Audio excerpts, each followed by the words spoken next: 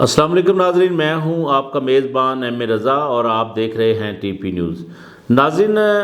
ایک بات ذہن میں رکھیں کہ کسی بھی ملک کی ترقی کا جو راز ہوتا ہے اس کی سڑکیں ہوتی ہیں، اس کی اپروچ ہوتی ہے، اس کی جتنی ٹریڈنگ جو ڈیپینڈ کرتی ہے اس کے روڈز کے اوپر ڈیپینڈ کرتی ہیں۔ تو الحمدللہ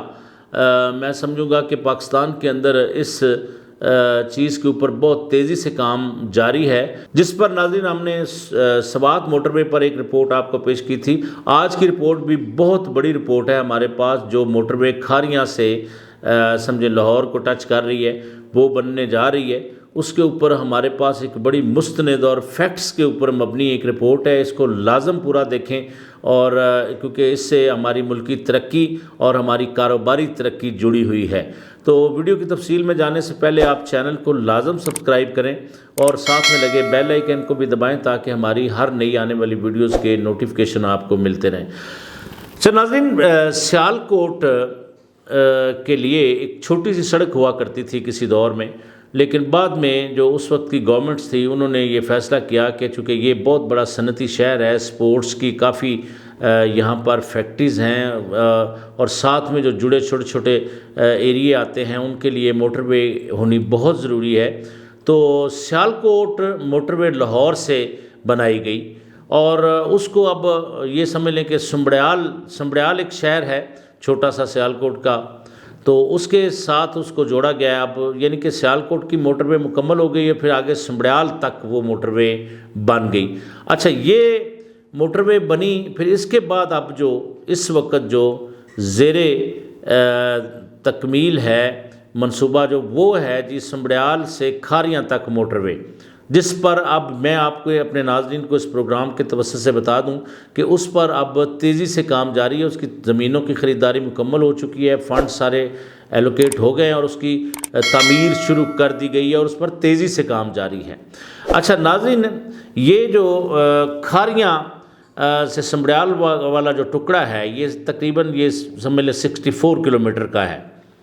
پھر اسی طرح آگے اس کو پھر کھاریاں سے راولپنڈی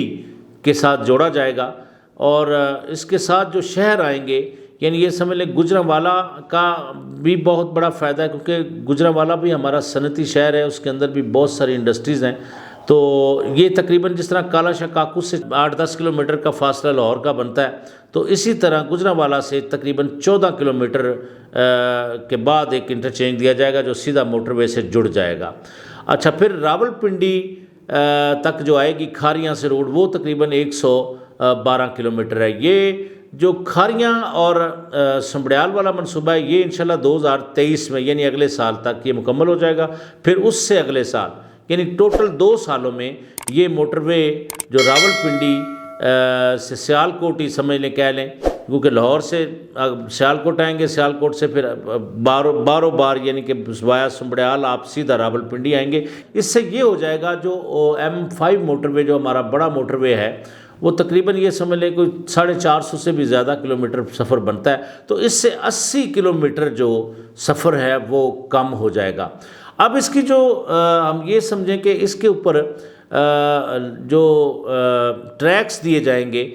فیسیلیٹیٹ اس کو سارا کیا جا رہا ہے، ریڈار سسٹم، کیمرہ سسٹم، یعنی جتنی بھی ہائی فائی چیزیں ہوتی ہیں وہ ساری سہولتیں اس موٹر وے کو دی جا رہی ہیں تاکہ اوور سپیڈنگ کو بھی کنٹرول کیا جا سکے۔ بہرحال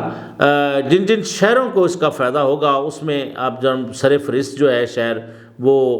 گوجرانوالہ ہے، سیالکوٹ ہے، پھر کھاریاں ہے، پھر جہلم ہے، پھر آگے راولپنڈی ہے۔